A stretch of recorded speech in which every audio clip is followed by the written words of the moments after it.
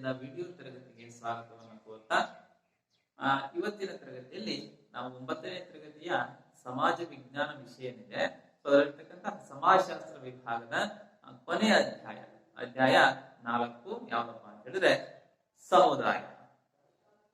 ಈ ಸಮುದಾಯ ಕುರಿತು ನಾವು ಈ ತರಗತಿಯಲ್ಲಿ ತಿಳ್ಕೊಳ್ಳೋಣ ಅಂತ ಹೇಳ್ತಾ ಇವತ್ತಿನ ತರಗತಿಯನ್ನ ಆರಂಭಿಸೋಣ ಮಕ್ಕಳೇ. ಸೊ ನಾವು ಈ ಅಧ್ಯಾಯದಿಂದ ಯಾವೆಲ್ಲ ವಿಷಯಗಳ ಬಗ್ಗೆ ಈ ಅಧ್ಯಾಯದಲ್ಲಿ ಯಾವ್ಯಾವೆಲ್ಲ ಅಂಶಗಳನ್ನ ಕಲಿತೇವೆ, ಇದರಲ್ಲಿರ್ತಕ್ಕಂತಹ ಕಲಿಕಾಂಶಗಳು ಯಾವ್ಯಾವು ಅಂತ ಹೇಳಿ ನೋಡ್ತಾ ಹೋದ್ರೆ ನಮಗೆ ತಿಳಿಯುತ್ತೆ. ಮೊದಲನೇದಾಗಿ ನಾವು ಈ ಅಧ್ಯಾಯದಲ್ಲಿ ತಿಳಿತಕ್ಕಂತಹ ಅಂಶಗಳು ಯಾವ್ಯಾವು ಅಂತ ಹೇಳಿದ್ರೆ ಸಮುದಾಯದ ಅರ್ಥ. ಸಮುದಾಯದ ಅರ್ಥ ಏನು, ಸಮುದಾಯ ಅಂದ್ರೆ ಏನು ಅಂತ ಗೊತ್ತಿರ್ಬೇಕಾಗ ನಮಗೆ. ಹಾಗಾಗಿ ಸಮುದಾಯದ ಅರ್ಥವನ್ನ ತಿಳ್ಕೊಳ್ತೀವಿ. ಇನ್ನೊಂದು ಸಮುದಾಯದ ಗುಂಪುಗಳು ಅಂತ ಏನ್ ಕರಿತೀವಿ. ಸೊ ಅದ್ರಲ್ಲಿ ಅಲೆಮಾರಿ ಸಮುದಾಯ, ಮೊದಲನೇದಾಗಿ ನಾವು ಅಲೆಮಾರಿ ಸಮುದಾಯ ಅಂತ ಏನ್ ಕರಿತೀವಿ. ಸೊ ಈ ಅಲೆಮಾರಿ ಸಮುದಾಯದ ಕುರಿತು ತಿಳ್ಕೊಳ್ತೀವಿ ಮತ್ತು ಅದರ ಲಕ್ಷಣಗಳು ಯಾವ್ಯಾವು ಅನ್ನೋದನ್ನ ತಿಳ್ಕೊಳ್ತೀವಿ. ಎರಡನೇದಾಗಿ ಬುಡಕಟ್ಟು ಸಮುದಾಯ, ಬುಡಕಟ್ಟು ಸಮುದಾಯ ಮತ್ತು ಅದರ ಲಕ್ಷಣಗಳು ಯಾವ್ಯಾವು. ಗ್ರಾಮ ಸಮುದಾಯ ಮತ್ತು ಅದರ ಲಕ್ಷಣಗಳು ಯಾವ್ಯಾವು. ಕೊನೆಯದಾಗಿ ನಗರ ಸಮುದಾಯ, ನಗರ ಸಮುದಾಯ ಮತ್ತು ಅದರ ಲಕ್ಷಣಗಳು ಯಾವ್ಯಾವು ಅನ್ನೋದನ್ನ ಕುರಿತಂತೆ ನಾವು ಈ ತರಗತಿಯಲ್ಲಿ ತಿಳಿದುಕೊಳ್ಳುವ ಪ್ರಯತ್ನವನ್ನ ಮಾಡೋಣ ಅಂತ ಹೇಳ್ತಾ ತರಗತಿಯನ್ನು ಆರಂಭಿಸೋಣ ಮಕ್ಕಳೇ. ಮೊದಲನೇದಾಗಿ ನಾವು ತಿಳ್ಕೋಬೇಕಾಗಿದ್ದು ಸಮುದಾಯದ ಅರ್ಥ. ಸಮುದಾಯ ಅಂದ್ರೆ ಏನು ನಾವೆಲ್ಲ ಗೊತ್ತಿರಬಹುದು. ಸಮುದಾಯ ಅಂದ್ರೆ ಒಬ್ಬ ವ್ಯಕ್ತಿ ಇದ್ರೆ ಅದನ್ನ ನಾವು ಸಮುದಾಯ ಅಂತ ಹೇಳಲಿಕ್ಕೆ ಸಾಧ್ಯ ಇಲ್ಲ. ಇಲ್ಲಿ ಸಮುದಾಯ ಅನ್ಬೇಕಾದ್ರೆ ಒಂದು ಗುಂಪಿನಲ್ಲಿ ನಾವೇನೋ 3ಕ್ಕಿಂತ ಹೆಚ್ಚಿನ ಜನರು ವಾಸ ಮಾಡ್ತಕ್ಕಂತಹ ಒಂದು ಸನ್ನಿವೇಶ. ಇವರು 3ಕ್ಕಿಂತ ಹೆಚ್ಚು ಜನರು ವಾಸ ಮಾಡುತ್ತಾ ಕೆಲವು ಸಾಮಾನ್ಯ ನೀತಿ ನಿಯಮಗಳನ್ನ ಮತ್ತು ಮೌಲ್ಯಗಳು, ಸಾಮಾನ್ಯ ನೀತಿ ನಿಯಮ, ಮೌಲ್ಯಗಳು ಮತ್ತು ಗುರುತುಗಳನ್ನ ಹೊಂದಿ ಒಂದು ನಿಗದಿತ ಭೌಗೋಳಿಕ ಪ್ರದೇಶದಲ್ಲಿ ಬದುಕುವುದನ್ನ ಸಮುದಾಯವೆಂದು ಕರೆಯುತ್ತೇವೆ. ಸಮುದಾಯ ಅಂದ್ರೆ ಏನು ಅಂತ ಹೇಳಿದ್ರೆ 3ಕ್ಕಿಂತ ಹೆಚ್ಚು ಜನರು ವಾಸ ಮಾಡುತ್ತಾ ಕೆಲವು ನೀತಿ ನಿಯಮ, ಮೌಲ್ಯಗಳು ಮತ್ತು ಗುರುತುಗಳನ್ನ ಹೊಂದಿ ಒಂದು ನಿಗದಿತ ಭೌಗೋಳಿಕ ಪ್ರದೇಶದಲ್ಲಿ ಬದುಕುವುದನ್ನ ಸಮುದಾಯವೆಂದು ಕರೆಯಲಾಗುತ್ತೆ. ಅರ್ಥ ಆಗತ್ತಲ್ಲ? ರೈಟ್. ಹೀಗಾಗಿ ಸಮುದಾಯವನ್ನ ಇದು ಒಂದು ಸಾಮಾಜಿಕ ಘಟಕ, ಸಾಮಾಜಿಕ ಘಟಕ ಅಥವಾ ಸಮಾಜದ ಒಂದು ಘಟಕ ಅಂತೇಳಿ ಕರಿಬಹುದು. ಸಮುದಾಯವನ್ನ ಒಂದು ಸಾಮಾಜಿಕ ಘಟಕ ಅಂತೇಳಿ ಕರಿಬಹುದು ಮಕ್ಕಳು. ಅರ್ಥ ಆಯ್ತಲ್ಲ? ರೈಟ್. ಈಗ ನಾವು ಈ ಎಲ್ಲ ಸಮುದಾಯಗಳು ಏನಿದಾವೆ ಮಾನವನ ಜೀವನಕ್ಕೆ ಬೇಕಾಗ್ತಕ್ಕಂತಹ ಅಗತ್ಯವಾಗಿರ್ತಕ್ಕಂತಹ ಪದಾರ್ಥಗಳೇನಿದಾವೆ ಈ ಪದಾರ್ಥಗಳನ್ನ ತಮ್ಮ ತಮ್ಮ ನೆಲೆಗಳಲ್ಲಿ ಉತ್ಪಾದಿಸಿ ಒದಗಿಸ್ತಕ್ಕಂತಹ ಕಾರ್ಯವನ್ನ ಮಾಡ್ತಾರೆ. ಅಂದ್ರೆ ವಿವಿಧ ಲಕ್ಷಣಗಳು ಮತ್ತು ಅವರ ವೃತ್ತಿ ಅವಲಂಬನೆ ಅಂತ ಏನ್ ಕರಿತೀವಿ. ಸೊ ವೃತ್ತಿ ಅವಲಂಬನೆ, ಆಹಾರವನ್ನ ಉತ್ಪಾದಿಸ್ತಕ್ಕಂತಹ ಕ್ರಮ, ಆಹಾರದ ಬಳಕೆಯ ಕ್ರಮ, ಉತ್ಪಾದಿಸುವ ಕ್ರಮ ಒಂದು ರೀತಿಯಲ್ಲಿದ್ರೆ ಅದನ್ನ ಬಳಸ್ತಕ್ಕಂತಹ ಕ್ರಮವೇ ಮತ್ತೊಂದು ರೀತಿಯಲ್ಲಿ ಇರ್ತಕ್ಕಂಥದ್ದು. ಸೊ ಹೀಗೆ ವಾಸದ ನೆಲೆ ಆಗಿರ್ತಕ್ಕಂಥದ್ದು, ಆರೋಗ್ಯ, ಶಿಕ್ಷಣ, ಕುಡಿಯುವ ನೀರು ಸೇರಿದಂತೆ ಅಗತ್ಯ ಮೂಲ ಸೌಲಭ್ಯಗಳನ್ನ ದೊರೆಯುವಿಕೆ ಇತ್ಯಾದಿ ಸೌಲಭ್ಯಗಳನ್ನ ಸಮುದಾಯಗಳು ಪಡೆದುಕೊಳ್ತಾರೆ. ಹೌದಲ್ಲ? ನಾವೆಲ್ಲರೂ ಒಂದು ಗ್ರಾಮದಲ್ಲಿ ವಾಸ ಮಾಡ್ತಾ ಇದೀವಿ ಅಂತ ಹೇಳಿದ್ರೆ ನಮಗೆ ಬೇಕಾಗಿರ್ತಕ್ಕಂತಹ ಅಗತ್ಯವಾಗಿರ್ತಕ್ಕಂತಹ ಮೂಲ ಸೌಕರ್ಯಗಳನ್ನ ಪಡೆದುಕೊಳ್ಳಿಕ್ಕೆ ನಮಗೆ ಏನೆಲ್ಲ ಮೂಲ ಸೌಕರ್ಯಗಳು ನಾನು ನಿನ್ನೆ ಕ್ಲಾಸ್ ಅಲ್ಲಿ ಹೇಳ್ತಾ ಹೋದೆ. ಮಾನವನಿಗೆ ಬೇಕಾಗಿರ್ತಕ್ಕಂತಹ ಅಗತ್ಯವಾಗಿರ್ತಕ್ಕಂತಹ ಮೂಲ ಸೌಲಭ್ಯಗಳು ಆಹಾರ, ವಸತಿ, ಬಟ್ಟೆ ಮತ್ತು ಶಿಕ್ಷಣ ಮತ್ತು ಆರೋಗ್ಯದ ಸೌಲಭ್ಯಗಳು ಸಿಗಬೇಕು. ಅದರಲ್ಲಿ ಅವರು ಹೇಗೆಲ್ಲ ಆಹಾರವನ್ನ ಉತ್ಪಾದನೆ ಮಾಡ್ಕೊಳ್ತಾರೆ, ಹೇಗೆ ಆಹಾರವನ್ನ ಬಳಕೆ ಮಾಡ್ಕೊಳ್ತಾರೆ, ಯಾವ ರೀತಿ ಅವರ ಆಹಾರದ ರೀತಿ ನೀತಿಗಳು ಇರ್ತವೆ, ಅದೆಲ್ಲವನ್ನು ಗಮನಿಸಿ ಅವೆಲ್ಲವನ್ನ ಮೂಲ ಸೌಕರ್ಯಗಳನ್ನ ಪಡೆದುಕೊಳ್ತಕ್ಕಂಥ ಕೆಲಸವನ್ನ ಸಮುದಾಯಗಳು ಮಾಡ್ತವೆ. ಇಲ್ಲಿ ಸಾಮಾಜಿಕ ಜೀವನ, ವೃತ್ತಿ ಲಕ್ಷಣಗಳು, ಸಾಂಸ್ಕೃತಿಕ ಜೀವನ, ನಂಬಿಕೆ, ಆರ್ಥಿಕ ವ್ಯವಸ್ಥೆ, ಜನಸಂಖ್ಯೆಯ ಆಧಾರದಲ್ಲಿ ಆ ಸಮುದಾಯಗಳನ್ನ ಪ್ರಮುಖವಾಗಿ ನಾವು 4 ಗುಂಪುಗಳನ್ನಾಗಿ ವಿಂಗಡಿಸಿದ್ದೇವೆ. ಅಂದ್ರೆ ಅವರ ಸಾಮಾಜಿಕ ಜೀವನ ಹೇಗಿರುತ್ತೆ, ಅವ್ರು ಮಾಡ್ತಕ್ಕಂತಹ ವೃತ್ತಿಗಳು ಯಾವ ರೀತಿಯಲ್ಲಿ ಇರ್ತವೆ, ಅವರ ಆರ್ಥಿಕ ಜೀವನ, ಆರ್ಥಿಕ ವ್ಯವಸ್ಥೆ ಹೇಗಿರುತ್ತೆ, ಅವರಿಗೆ ನಂಬಿಕೆಗಳು, ಅವರ ಆಚಾರ ವಿಚಾರಗಳು ಹೇಗಿರ್ತವೆ, ಹಾಗೇನೆ ಅವ್ರದ್ದು ಎಷ್ಟು ಜನಸಂಖ್ಯೆ ಇದೆ ಎನ್ನುವ ಆಧಾರದಲ್ಲಿ ಪ್ರಮುಖವಾಗಿರ್ತಕ್ಕಂತಹ 4 ಗುಂಪುಗಳನ್ನಾಗಿ ಸಮುದಾಯವನ್ನ ವಿಭಾಗ ಮಾಡಿದ್ದೀವಿ. ಸೊ ಆ 4 ಗುಂಪುಗಳು ಯಾವಪ್ಪ ಅಂತ ಹೇಳಿದ್ರೆ ಇದೆ. ಒಂದನೇದು ಅಲೆಮಾರಿ ಸಮುದಾಯ. ನಾವಾಗ್ಲೇ ಈ ತರಗತಿಯಲ್ಲಿ ಯಾವೆಲ್ಲ ಕಲಿಕಾಂಶಗಳು ನೋಡ್ತಾ ಹೋಗ್ತೀವಿ ಅಂತ ಹೇಳಿದ್ರೆ ಹೇಳ್ತಾ ಹೋಗ್ತೀವಿ. ಒಂದನೇದು ಅಲೆಮಾರಿ ಸಮುದಾಯ, ಎರಡನೇದು ಬುಡಕಟ್ಟು ಸಮುದಾಯ, ಮೂರನೇದು ಗ್ರಾಮ ಸಮುದಾಯ ಮತ್ತು ಕೊನೆಯದಾಗಿ ನಗರ ಸಮುದಾಯ. ಹೀಗೆ ಪ್ರಮುಖವಾಗಿರ್ತಕ್ಕಂತಹ 4 ಗುಂಪುಗಳ ಅಡಿಯಲ್ಲಿ ಆ ಒಂದು ಸಮುದಾಯದ ಗುಂಪುಗಳನ್ನಾಗಿ ವಿಭಾಗ ಮಾಡಿದೆ. ಅರ್ಥ ಆಯ್ತಲ್ಲ? ಸೊ ಈ ರೀತಿಯಲ್ಲಿ ನಾವು ಸಮುದಾಯವನ್ನ ಅರ್ಥೈಸಬಹುದು. ರೈಟ್. ಈಗ ನಾವು ಆ ಸಮುದಾಯದ ಗುಂಪುಗಳನ್ನ ಒಂದೊಂದಾಗಿ ತಿಳಿತಾ ಹೋದ್ರೆ ಗೊತ್ತಾಗುತ್ತೆ ಅವರ ಸಾಂಸ್ಕೃತಿಕ ವಿಭಿನ್ನತೆ, ಅವರ ನಂಬಿಕೆಗಳು, ಅವರ ಆಚಾರ ವಿಚಾರಗಳು, ಅವರ ಶಿಕ್ಷಣ, ಆರೋಗ್ಯ, ಎಲ್ಲ ಅಂಶಗಳು, ಸಾಮಾಜಿಕ ಜೀವನ, ಆರ್ಥಿಕ ಜೀವನ, ಎಲ್ಲ ಅಂಶಗಳ ಕುರಿತಂತೆ ನಾವು ತಿಳಿದುಕೊಳ್ತಕ್ಕಂತಹ ಪ್ರಯತ್ನವನ್ನು ಮಾಡ್ತಾ ಹೋಗೋಣ ಮಕ್ಕಳೇ. ಪ್ರಾರಂಭಿಸೋಣ. ಮೊದಲನೇದಾಗಿ ಅಲೆಮಾರಿ ಸಮುದಾಯ. ಅಲೆಮಾರಿ ಅಂದ್ರೆ ಗೊತ್ತಿದೆ ನಿಮಗೆ, ಒಂದು ಕಡೆ ನೆಲೆ ಇಲ್ದಂಗೆ ಒಂದು ಕಡೆಯಿಂದ ಮತ್ತೊಂದು ಕಡೆಗೆ ಸಂಚಾರವನ್ನ ಮಾಡತಕ್ಕಂತಹ ಒಂದು ಪಂಗಡ ಗುಂಪಿದೆ. ಅದನ್ನ ನಾವು ಅಲೆಮಾರಿ ಸಮುದಾಯ ಅಂತ ಹೇಳಬಹುದು. ರೈಟ್. ಈ ಅಲೆಮಾರಿತನವೂ ಸಹ ಒಂದು ಜೀವನ ಕ್ರಮ ಅಂತೇಳಿ ಹೇಳ್ತೀವಿ. ಈ ಯಾವಾಗ ಹೇಳ್ತಾರೆ ಅಲೆಮಾರಿ ಎಂಬುದು ಒಂದು ಜೀವನ ಕ್ರಮ ಅಂತೇಳಿ ನಾವು ಎನ್ಸೈಕ್ಲೋಪೀಡಿಯಾ ಅಂತ ನೋಡ್ತೀವಲ್ಲ. ಸೊ ಎನ್ಸೈಕ್ಲೋಪೀಡಿಯಾದ ಬ್ರಿಟಾನಿಕಾ ಎಂತಕ್ಕಂಥದ್ದು ಹೇಳುತ್ತೆ. ಇಲ್ಲಿ ಆ ಬೇಟೆ ಮತ್ತು ಆಹಾರ ಸಂಗ್ರಹಣೆ, ಬೇಟೆಯನ್ನು ಆಡ್ತಕ್ಕಂಥದ್ದು ಮತ್ತು ಆಹಾರ ಸಂಗ್ರಹಣೆಯನ್ನು ಮಾಡ್ತಕ್ಕಂಥದ್ದು, ಪಶುಪಾಲನೆಯನ್ನು ಮಾಡ್ತಕ್ಕಂಥದ್ದು ಅಥವಾ ವ್ಯಾಪಾರಕ್ಕಾಗಿ ಒಂದೆಡೆ ನೆಲೆಯೂರದೆ ಋತುಮಾನಗಳಿಗೆ ಅನುಗುಣವಾಗಿ, ಋತುಮಾನಗಳು ಗೊತ್ತಿದೆ ನಿಮ್ಗೆ, ಮಳೆಗಾಲ, ಚಳಿಗಾಲ, ಬೇಸಿಗೆ ಕಾಲ, ರೈಟ್?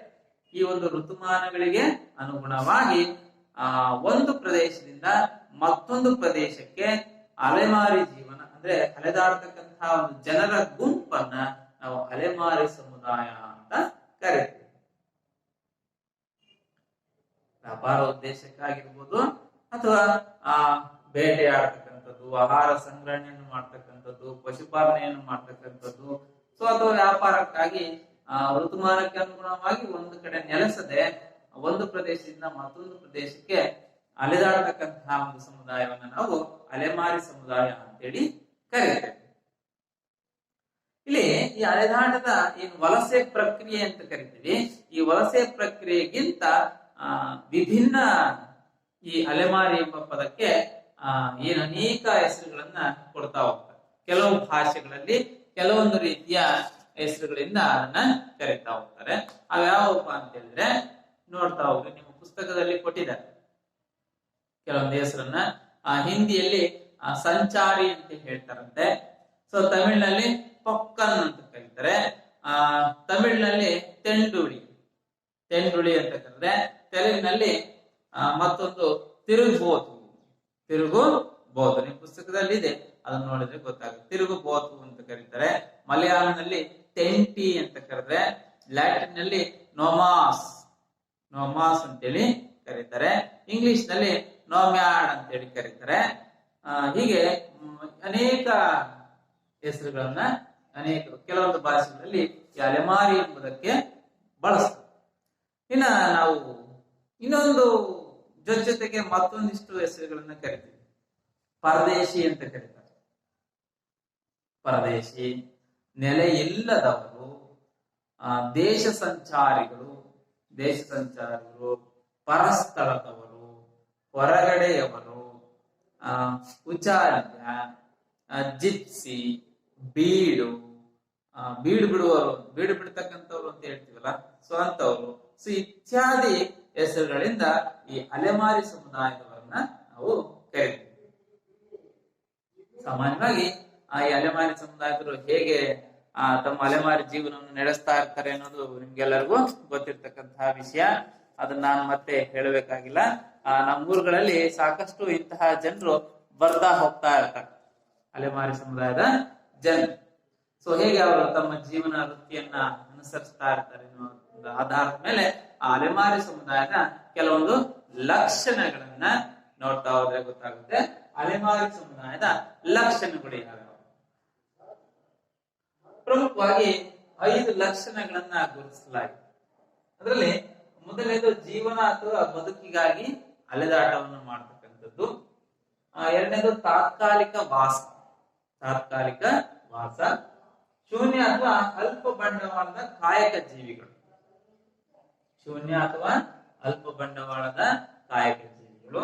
ನಾಲ್ಕನೇದು ಸರ್ವಚೇತನವಾದಿಗಳು. ಐದನೇದು ವಿಭಿನ್ನ ಮಾತೃಭಾಷಿಕರು. ಇದರಲ್ಲಿ ನಾವು ಲಕ್ಷಣಗಳಲ್ಲೇ ನೋಡಿದ್ರೆ ಗೊತ್ತಾಗುತ್ತೆ ಯಾವ ರೀತಿಯಲ್ಲಿ ಇವರು ತಮ್ಮ ಬದುಕನ್ನ ಕಟ್ಟಿಕೊಂಡಿದ್ದಾರೆ ಅನ್ನೋದು ತಿಳಿಯುತ್ತೆ. ಮೊದಲನೇದು ಜೀವನ ಅಥವಾ ಬದುಕಿಗಾಗಿ ಅಲೆದಾಟ. ನಾವೆಲ್ಲರೂ ಒಂದಲ್ಲ ಒಂದು ರೀತಿಯಲ್ಲಿ ನಮ್ಮ ಜೀವನಕ್ಕಾಗಿ ಪರದಾಡ್ತಾ ಇದೀವಿ, ಹೌದಲ್ಲ? ಎಷ್ಟು ಕೆಲಸ ಕಾರ್ಯಗಳನ್ನು ನಿಭಾಯಿಸ್ತೀವಿ, ಎಷ್ಟು ಕಾರ್ಯವನ್ನ ಮಾಡ್ತೀವಿ, ಎಷ್ಟು ಒತ್ತಡದಿಂದ ಜೀವನವನ್ನ ನಿರ್ವಹಿಸ್ತೀವಿ, ಇವೆಲ್ಲವೂ ಸಹ ನಮಗೆ ಗೊತ್ತಿರ್ತಕ್ಕಂತಹ ವಿಚಾರ.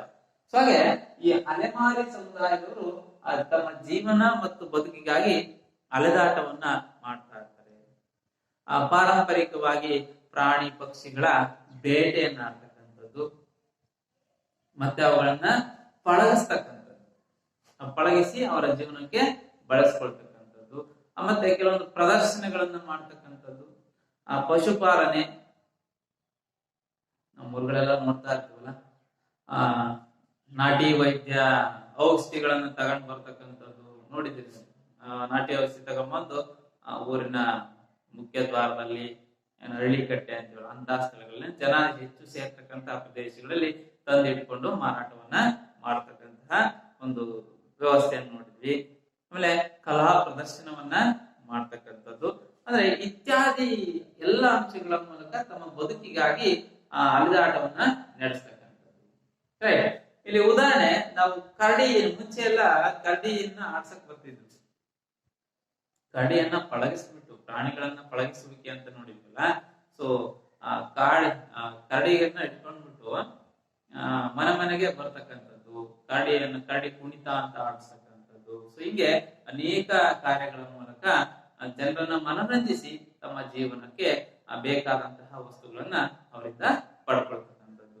ಮತ್ತೆ ಕೋತಿಗಳು, ಏನ್ ಮಂಗಗಳಂತ ಹೇಳ್ತೀವಲ್ಲ, ಸೊ ಇವುಗಳನ್ನ ಪಳಗಿಸಿ ಅವ್ರಿಗೆ ತಾಳಕ್ಕೆ ತಕ್ಕಂತೆ ಕುಣಿಯುವಂತಹ, ಸರ್ಕಸ್ ಮಾಡ್ತಕ್ಕಂತಹ ಒಂದು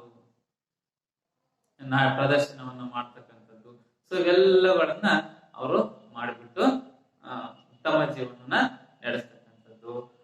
ಹಾವು, ಹೌದಲ್ಲ, ಹಾವುಗಳು ಪಿಂಗಿ ಓದ್ತಕ್ಕಂಥದ್ದು, ಹಾವುಗಳಿಗೆ ತಲೆ ಆಡಿಸ್ತಕ್ಕಂಥದ್ದು.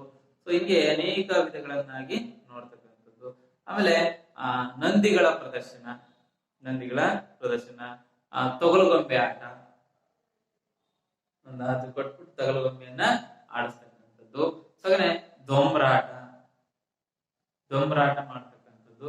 ಆಮೇಲೆ ನಮ್ಮಲ್ಲಿ ಎಲ್ಲ ಊರಿ ಮಾರಮ್ಮ ಅಂತೇಳಿ ನಾವು ಕರಿತೀವಲ್ಲ, ಅಂತ ಬಾರಿಸ್ಕೊಂಡ್ಬರ್ದು ಚಾಟಿ ಮೇಲೆ ಹೊಡ್ಕೊಳ್ಳೋದು, ಚಾಟಿ ಹೊಡ್ಕೊತಾರ, ಗೊತ್ತಲ್ಲ ನಿಮ್ಗೆ? ಸೊ ಇವೆಲ್ಲ ಅಂಶಗಳ ಆಧಾರದಲ್ಲಿ ಇಂತಹ ಅಲೆಮಾರಿ ಸಮುದಾಯಗಳು ತಮ್ಮ ಜೀವನವನ್ನ ಕಟ್ಟಿಕೊಡ್ತಕ್ಕಂಥದ್ದು. ನಾಟಿ ವೈದ್ಯ ಅಂತ ಹೇಳ್ತೀವಿ. ಸೊ ಅದರಂತ ಸಣ್ಣ ಪುಟ್ಟ ವಸ್ತುಗಳ ಮಾರಾಟವನ್ನ ಮಾಡ್ತಕ್ಕಂಥದ್ದು, ಚಿಕ್ಕ ವಸ್ತುಗಳು, ಈ ಪ್ಲಾಸ್ಟಿಕ್ ಸಂಬಂಧಪಟ್ಟಂತಹ ವಸ್ತುಗಳು, ಅದು ಬಿಟ್ಟು ಇನ್ನು ಅನೇಕ ಸೂಜಿ ದಾರ ಪಿನ್ನ ಅಂತೇಳಿ ಬರ್ತಾರೆ ನೋಡಿ, ಚಿಕ್ಕ ಚಿಕ್ಕ ವಸ್ತುಗಳನ್ನ ಮಾರಾಟ ಮಾಡ್ಲಿಕ್ಕೆ. ಸೊ ಅಂತವುಗಳನ್ನ ಮಾಡ್ತಕ್ಕಂಥದ್ದು. ಅದಲ್ಲದೆ ಕೆಲವೊಂದು ರಿಪೇರಿ, ಕೆಲವು ವಸ್ತುಗಳನ್ನ mixie repair, jar repair, radio repair, TV repair, so ಹೀಗೆ ಅನೇಕ ರಿಪೇರಿಯ ಅಂಶಗಳನ್ನ ಇಟ್ಕೊಂಡು ಅಲೆಮಾರಿ ಜೀವನವನ್ನ ನಡೆಸ್ತಕ್ಕಂಥದ್ದು. ಸೊ ಇಂಥ ಒಂದು ಸಮುದಾಯಗಳು ತಮ್ಮ ಜೀವನವನ್ನು ನಡೆಸಲಿಕ್ಕೆ ಇನ್ನು ಅನೇಕ ರೀತಿಯ ಕಾರ್ಯಗಳನ್ನ ಮಾಡುವ ಮೂಲಕ ಅಲೆದಾಟವನ್ನ ಮಾಡ್ತಕ್ಕಂಥದ್ದು. ಇದೊಂದು ಪ್ರಮುಖವಾಗಿರ್ತಕ್ಕಂತಹ ಲಕ್ಷಣ, ಅಲೆಮಾರಿ ಸಮುದಾಯದ ಪ್ರಮುಖವಾಗಿರ್ತಕ್ಕಂತಹ ಲಕ್ಷಣ ಆಗಿರ್ತಕ್ಕಂಥದ್ದು. ಎರಡನೇದು ತಾತ್ಕಾಲಿಕ ವಾಸ. ನಾವು ಹೆಸರಲ್ಲೇ ಅಲೆಮಾರಿ ಸಮುದಾಯ ಅಂದ್ರೆ ಒಂದೇ ಜಾಗದಲ್ಲಿ ಪರ್ಮನೆಂಟ್ ಆಗಿ ನೆಲೆಯೂರದೇ ಇರ್ತಕ್ಕಂಥ ಒಂದು ಸಮುದಾಯ.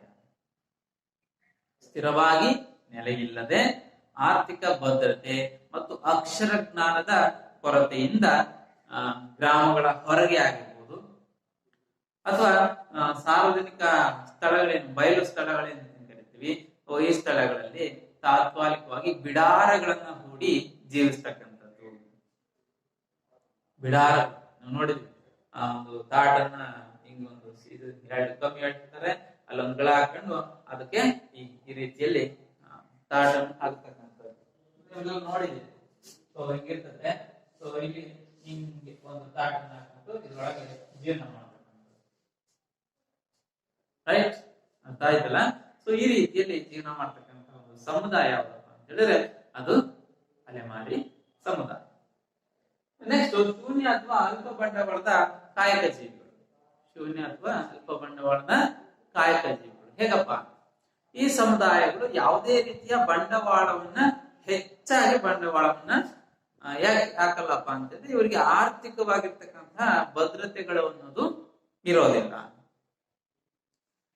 ಬಹುತೇಕ ಯಾವೆಲ್ಲ ಕೆಲಸಗಳಲ್ಲಿ ಇವ್ರು ತೊಡಗ್ತಾ ಇದ್ದಾರೆ ಅಂದ್ರೆ ಗುಜರಿ ಆಯ್ತಕ್ಕಂಥದ್ದು, ಆಮೇಲೆಲ್ಲ ಗುಜರಿ ಸಾಮಾನುಗಳನ್ನು ತಗೊಂಡು ಹೋಗ್ಲಿಕ್ಕೆ ಬಯಸ್ತಾರೆ. ಸೊ ಹಂಗಾಗಿ ಪೇಪರ್ ಚಿಂದಿ ಆಯ್ತಕ್ಕಂಥದ್ದು, ಪ್ಲಾಸ್ಟಿಕ್ ಬಾಟ್ಲುಗಳು ಏನಿದಾವಲ್ಲ ಸೊ ಅವುಗಳನ್ನ ಆಯ್ತಕ್ಕಂಥದ್ದು. ಆಮೇಲೆ ಈ ಬಕೆಟ್ ರಿಪೇರಿ ಮಾಡ್ತಕ್ಕಂಥದ್ದು, ಈ ಒಡ್ಕೊಂಡು ಹೋಗಿರ್ತಲ್ಲ ಅದಕ್ಕೆ ಪ್ಲಾಸ್ಟಿಕ್ ಇಂದ ಬೇಸಿಗೆ ಆಗ್ತಕ್ಕಂತಹ ಕಾರ್ಯವನ್ನ ಮಾಡ್ತಕ್ಕಂಥದ್ದು. ಸೂಜಿ ದಾರ ಪಿನ್ ಆಗಲೇ ದಾರ ಪಿನ್ ಸೂಜಿ ಏರ್ ಪಿನ್ ಅಂತೇಳಿ ಮಾರ್ಲಿಕ್ಕೆ ಬರ್ತಾರೆ ನೋಡಿ, ಬಹಳ ಚಂದ ಹೇಳ್ತಾರಲ್ಲ, ಸೂಜಿ ದಾರ ಪಿನ್ನ ಏರ್ ಪಿನ್ನ ಕೂದಲು ಅಂತಾರೆ ನೋಡಿ, ಹೌದಲ್ಲ? ಸೊ ಆ ರೀತಿಯಲ್ಲಿ ಅವರು ವ್ಯಾಪಾರವನ್ನ ಬಂಡವಾಳ ಕಡಿಮೆ ಖರ್ಚಿನಲ್ಲೇ ಒಂದು ಕೆಲಸವನ್ನ ಮಾಡ್ತಕ್ಕಂಥದ್ದು. ಮೀನು ಹಿಡಿತಕ್ಕಂಥದ್ದು, ಮೀನುಗಳನ್ನ ಹಿಡಿತಕ್ಕಂಥದ್ದು, ಮತ್ತು ಈ ಪ್ಲಾಸ್ಟಿಕ್ ಪೇಪರ್ಗಳನ್ನ ಹಾಸೋದು, ಕೃಷಿಗಾಗಿ ಕಡಿಮೆ ಕೂಲಿಗಾಗಿನೂ ಸಹ ಅವರು ಕೆಲಸಗಳನ್ನ ಮಾಡ್ತಕ್ಕಂತಹ ಲಕ್ಷಣವನ್ನ ಹೊಂದಿರ್ತಾರೆ. ಹಾಗಾಗಿ ಶೂನ್ಯ ಅಥವಾ ಅಲ್ಪ ಬಂಡವಾಳದ ಕಾಯಕ ಜೀವಿಗಳು ಅಲೆಮಾರಿ ಸಮುದಾಯದವರು ಆಗಿರ್ತಾರೆ. ಇನ್ನ ಸರ್ವಚೇತನವಾದಿಗಳು ಬಹಳಷ್ಟು ಒಳ್ಳೆ ಅಂಶ. ಸರ್ವಚೇತನವಾದಿಗಳು ಅಗಾಧ ಪ್ರಮಾಣವಾಗಿರ್ತಕ್ಕಂತಹ ಪ್ರಕೃತಿಯ ಬಗ್ಗೆ ಜ್ಞಾನವನ್ನ ಹೊಂದಿರ್ತಾರೆ. ಪ್ರಕೃತಿಯ ಬಗ್ಗೆ ಜ್ಞಾನವನ್ನ ಹೊಂದಿರ್ತಾರೆ. ಅನೇಕ ಪ್ರಕೃತಿಯ ಅಗೋಚರ ಶಕ್ತಿಗಳೇನಿದ್ದಾವೆ ಅವುಗಳಲ್ಲಿ ನಂಬಿಕೆಯನ್ನ ಇಟ್ಟಿರ್ತಾರೆ. ಬಹಳಷ್ಟು ನಂಬಿಕೆಯನ್ನ ಇಟ್ಟಿರ್ತಾರೆ. ಅವುಗಳೆಲ್ಲ ಸಿದ್ಧಾಸ್ತರ ಅಂದ್ರೆ ಅವೆಲ್ಲರ ಬಗ್ಗೆ ಜ್ಞಾನ ಅವ್ರಿಗೆ ಇರುತ್ತೆ. ಸೊ ಅದರಲ್ಲಿ ನಂಬಿಕೆಯನ್ನ ಇಟ್ಟಿರ್ತಕ್ಕಂಥದ್ದು. ನೆಕ್ಸ್ಟ್ ವಿಭಿನ್ನ ಮಾತೃಭಾಷಿಕರು ಅಂದ್ರೆ ನಾವೆಲ್ಲ ಮಾತಾಡ್ತಕ್ಕಂತಹ ಭಾಷೆಗೂ ಅವರ ಭಾಷೆಗೂ ಬಹಳಷ್ಟು ವ್ಯತ್ಯಾಸಗಳನ್ನ ನಾವು ಕಾಣ್ಬೋದು. ಈಗಪ್ಪ ಅಂತಂದ್ರೆ ಈ ಅಲೆಮಾರಿ ಸಮುದಾಯದ ಅನೇಕ ಜನಾಂಗಗಳಿದಾವೆ. ಅಲೆಮಾರಿ ಸಮುದಾಯದಲ್ಲೇ ಬೇರೆ ಬೇರೆ ರೀತಿಯ ಜನಾಂಗಗಳಿರ್ತಕ್ಕಂಥದನ್ನ ಕಾಣ್ಬೋದು. ಸೊ ಇಂತಹ ಅನೇಕ ರೀತಿಯ ಅಲೆಮಾರಿ ಸಮುದಾಯದಲ್ಲಿರ್ತಕ್ಕಂಥ ಜನಾಂಗಗಳು ಒಂದೊಂದು ಗುಂಪು ಒಂದೊಂದು ರೀತಿಯ ಭಾಷೆಯನ್ನ ಮಾತಾಡ್ತಕ್ಕಂಥ, ಒಂದೇ ರೀತಿಯ ಭಾಷೆ ಇರೋದಿಲ್ಲ. ಸೊ ಅವರು ಅವರಿಗೆ ಸಂಬಂಧಪಟ್ಟಂತಹ ತಮ್ಮದೇ ಆದಂತಹ ವಿಶಿಷ್ಟವಾಗಿರ್ತಕ್ಕಂತಹ ಭಾಷೆಯಲ್ಲಿ ಮಾತಾಡ್ತಕ್ಕಂಥದ್ದು, ವ್ಯವಹರಿಸ್ತಕ್ಕಂಥದ್ದನ್ನ ಮಾಡ್ತಾರೆ. ನಮ್ಮ ಹತ್ರ ನಮ್ಮ ಭಾಷೆಯಲ್ಲಿ ಮಾತಾಡಿದ್ರೆ ಅವರೊಟ್ಟಿಗೆ ಅವ್ರು ಮಾತಾಡುವಾಗ ಅವರದ್ದೇ ಆಗಿರ್ತಕ್ಕಂತಹ ಒಂದು ವಿಶಿಷ್ಟ ಭಾಷೆಯಲ್ಲಿ ಮಾತಾಡ್ತಕ್ಕಂತಹ ಒಂದು ಸಮುದಾಯ ಈ ಒಂದು ಅಲೆಮಾರಿ ಸಮುದಾಯ. ಸೊ ಇಷ್ಟು ಅಲೆಮಾರಿ ಸಮುದಾಯದ ಪ್ರಮುಖವಾಗಿರ್ತಕ್ಕಂತಹ ಲಕ್ಷಣಗಳು ಯಾವಪ್ಪ ಅಂತಂದ್ರೆ, ಜೀವನ ಅಥವಾ ಬದುಕಿಗಾಗಿ ಅಲೆದಾಟ, ತಾತ್ಕಾಲಿಕವಾಗಿರ್ತಕ್ಕಂತಹ ವಾಸ, ಅಂದ್ರೆ ಒಂದೇ ಕಡೆ ನಿರ್ದಿಷ್ಟವಾಗಿ ನೆಲೆಸೋದಿಲ್ಲ, ಒಂದೊಂದು ಸ್ಥಳಕ್ಕೆ ಸಂಬಂಧಪಟ್ಟಂತೆ ಋತುಮಾನಗಳಿಗೆ ತಕ್ಕಂತೆ ಬೇರೆ ಬೇರೆ ಜಾಗದಲ್ಲಿ ಹೋಗತಕ್ಕಂಥದ್ದು. ಶೂನ್ಯ ಅಥವಾ ಅಲ್ಪ ಬಂಡವಾಳದ ಕಾಯಕ ಜೀವಿಗಳು, ಸರ್ವಚೇತನವಾದಿಗಳು, ವಿಭಿನ್ನ ಮಾತೃಭಾಷಿಕರು. ಸೊ ಈ ರೀತಿಯ ಲಕ್ಷಣಗಳನ್ನ ಅಲೆಮಾರಿ ಸಮುದಾಯ ಹೊಂದಿರತಕ್ಕಂಥದ್ದನ್ನ ನೋಡ್ತೀವಿ. ಅರ್ಥ ಆಯ್ತಲ್ಲ? ಸೊ ಇಷ್ಟು ಅಲೆಮಾರಿ ಸಮುದಾಯಕ್ಕೆ ಸಂಬಂಧಪಟ್ಟಂತಹ ಮಾಹಿತಿ. ಇನ್ನು ನಂತರದಲ್ಲಿ ನಾವು ಎರಡನೇ ಸಮುದಾಯದ ಗುಂಪು ಯಾವುದು ಅಂದ್ರೆ ಬುಡಕಟ್ಟು ಸಮುದಾಯ. ನಮಗೆ ಬುಡಕಟ್ಟು ಸಮುದಾಯ ಮತ್ತು ಅದರ ಲಕ್ಷಣಗಳು ಯಾವ್ಯಾವು ಅನ್ನೋದನ್ನ ತಿಳಿತಾ ಹೋಗೋಣ ಮಕ್ಕಳೇ. ರೈಟ್, ಇಲ್ಲಿ ಬುಡಕಟ್ಟು ಸಮುದಾಯ ಏನು ಅಂತ ಹೇಳ್ತಾ ಹೋದ್ರೆ, ಈ ಬುಡಕಟ್ಟಿಗೂ ಮತ್ತು ಅಲೆಮಾರಿ ಸಮುದಾಯಕ್ಕೂ ವ್ಯತ್ಯಾಸಗಳಿರ್ತಕ್ಕಂಥದ್ದನ್ನ ಗಮನಿಸಬಹುದು. ಇಲ್ಲಿ ಬುಡಕಟ್ಟು ಎಂಬತಕ್ಕಂತಹ ಪದ ಈ ಜೀವ ವಿಜ್ಞಾನ ಪದವನ್ನ ಜೀವ ವಿಜ್ಞಾನಗಳೇನಿದ್ದಾರೆ, ಸೊ ಇವರು ಸಮಾಜ ವಿಜ್ಞಾನಿಗಳು ಮತ್ತು ಜೀವ ವಿಜ್ಞಾನಿಗಳು ವಿಭಿನ್ನ ರೀತಿಯಲ್ಲಿ ಅರ್ಥೈಸ್ತಕ್ಕಂಥದ್ದನ್ನ ಗಮನಿಸಬಹುದು. ಕಿಟೆಲ್ರವರು ಅಂತೇಳಿ, ಕಿಟೆಲ್ರು ತಮ್ಮ ಅರ್ಥಕೋಶದಲ್ಲಿ ಬುಡಕಟ್ಟು ಎಂಬ ಶಬ್ದಕ್ಕೆ ಕುಟುಂಬ ಅಂತ ಬಳಸಿದ್ದಾರೆ. ಕುಟುಂಬ ಎಂಬ ಪದವನ್ನ ಬಳಸಿದ್ದಾರೆ ಯಾರು? ಕಿಟೆಲ್. ರೈಟ್. ಹಾಗೂ ಕುಲ ಮತ್ತೆ ಇನ್ನೊಂದು ಪದವನ್ನು ಬಳಸಿದ್ದಾರೆ, ಕುಲ ಎಂಬ ಅರ್ಥವನ್ನು ಸಹ ಅದಕ್ಕೆ ನೀಡ್ತಾ ಹೋಗಿದ್ದಾರೆ. ಇಲ್ಲಿ ಬುಡಕಟ್ಟು ಎಂಬ ಪದಕ್ಕೆ ನಾವು ಆಂಗ್ಲ ಭಾಷೆಯಲ್ಲಿ ಏನಂತ ಕರಿತೀವಿ ಅಂದ್ರೆ ಟ್ರೈಬ್ ಅಂತೇಳಿ ಬಳಸ್ತೀವಿ. ಟ್ರೈಬ್ ಎಂಬುದರಲ್ಲಿ ಬಳಸ್ತೀವಿ. ಇದಕ್ಕೆ ಸಮಾನಾರ್ಥಕ ಪದ ಇದು ಲ್ಯಾಟಿನ್ ಭಾಷೆಯಲ್ಲೂ ಸಹ ಇದಕ್ಕೆ ಟ್ರೈಬಸ್ ಮತ್ತು ರೋಮನ್ ಲೇಖಕರೇನಿದ್ದಾರೆ ಇವರು ಆ ಲ್ಯಾಟಿಯಂ ಪ್ರದೇಶದಲ್ಲಿ ವಾಸ ಮಾಡ್ತಕ್ಕಂತಹ ಬುಡಕಟ್ಟಿನವರಿಗೆ ಪ್ರಪ್ರಥಮವಾಗಿ ಆ ಟ್ರೈಬಸ್ ಏನು ನಾವು ಟ್ರೈಬ್ ಅಂತ ಪದವನ್ನ ಬಳಸಿರ್ತಕ್ಕಂಥದ್ದನ್ನ ನೋಡ್ತೀವಿ. ರೈಟ್. ಇಲ್ಲಿ ಕುಟುಂಬ ಮತ್ತು ರಕ್ತ ಸಂಬಂಧಗಳೇನಿದಾವೆ, ಸೊ ಕುಟುಂಬ ಮತ್ತು ರಕ್ತ ಸಂಬಂಧವನ್ನ ಹೊಂದಿದ ಕುಲಗಳ ಕೂಟಕ್ಕೆ ಕನ್ನಡದಲ್ಲಿ ನಾವು ಬುಡಕಟ್ಟು ಎಂಬ ಅರ್ಥವನ್ನ ನೀಡ್ತೇವೆ. ಬುಡಕಟ್ಟು ಎಂಬ ಅರ್ಥವನ್ನ ನೀಡ್ತೇವೆ. ಅದಕ್ಕೆ ಕುಟುಂಬ ಹಾಗೂ ರಕ್ತ ಸಂಬಂಧವನ್ನ ಹೊಂದಿರತಕ್ಕಂತಹ ಒಂದು ಕೂಟ, ಒಂದು ಕುಲಗಳ ಕೂಟವನ್ನ ನಾವು ಬುಡಕಟ್ಟು ಎಂಬ ಅರ್ಥದಲ್ಲಿ ಅವುಗಳನ್ನ ತಿಳಿಸ್ತಾ ಹೋಗ್ತೀವಿ. ಇನ್ನು ಬುಡಕಟ್ಟುಗಳಿಗೆ ಅನೇಕ ಹೆಸರಿಂದನೂ ಸಹ ನಾವು ಕರಿತೇವೆ. ಒಂದು ಆದಿವಾಸಿ ಸಮುದಾಯಗಳು, ಮೂಲ ನಿವಾಸಿಗಳು, ಗಿರಿಜನರು, ವನ್ಯ ಜಾತಿ ಸಮುದಾಯದವರು ಎಂಬ ಅರ್ಥದಲ್ಲೂ ಸಹ ಅವುಗಳನ್ನ ಸಂಬೋಧಿಸ್ತೇವೆ. ಅವುಗಳಿಗೆ ಆ ಹೆಸರಿಂದಲೂ ಸಹ ಕರೀತೇವೆ ಅಂತೇಳಿ ಹೇಳ್ಬೋದು. ಒಂದು ನಿರ್ದಿಷ್ಟ ಪ್ರದೇಶದಲ್ಲಿ ವಾಸಿಸುವ ಮತ್ತು ಅದನ್ನು ತನ್ನದೇ ರೀತಿಯ ರಾಜಕೀಯ, ಸಾಮಾಜಿಕ ಮತ್ತು ಸಾಂಸ್ಕೃತಿಕ ರಚನೆಗೆ ಹೊಂದಿಕೊಂಡಂತಹ ಒಂದು ಸ್ವಯಂ ಆಡಳಿತವುಳ್ಳಂತಹ ಗುಂಪನ್ನು ನಾವು ಬುಡಕಟ್ಟು ಅಂತ ಕರೀತೀವಿ. ಅಂದ್ರೆ ಒಂದು ನಿರ್ದಿಷ್ಟ ಪ್ರದೇಶದಲ್ಲಿ ವಾಸಿಸುವ ಅಥವಾ ಅದನ್ನು ತನ್ನದೆಂದು ಹೇಳಿಕೊಳ್ಳುವಂತಹ ರಾಜಕೀಯ, ಸಾಮಾಜಿಕ ಮತ್ತು ಸಾಂಸ್ಕೃತಿಕ ರಚನೆಗೆ ಹೊಂದಿಕೊಂಡಿರುವ ಸ್ವಯಂ ಆಡಳಿತವುಳ್ಳಂತಹ ಗುಂಪನ್ನು ನಾವು ಬುಡಕಟ್ಟು ಎಂದು ಕರೆಯುತ್ತೇವೆ.